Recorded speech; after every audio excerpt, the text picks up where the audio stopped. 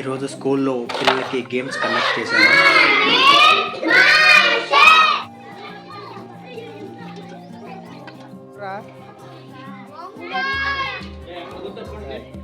చదువుతో పాటు పిల్లలకి ఆటలు కూడా అవసరమే. క్యారమ్ బోర్డ్ లాంటి గేమ్స్ పిల్లల్లో కాన్సన్ట్రేషన్ లెవెల్స్ని పెంచుతాయి.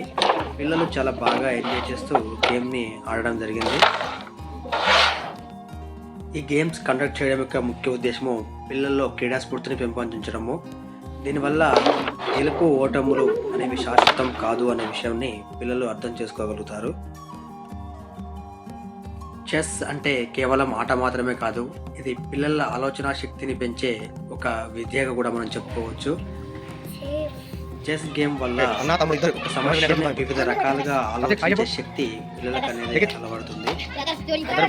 ఏ sound mind in a sound body అంటారు కదా, అందుకే పిల్లలు ఆరోగ్యంగా ఉంచడం కోసం ప్రతిరోజు వాళ్ళతో ఎక్సర్సైజ్ చేయించడం జరుగుతుంది.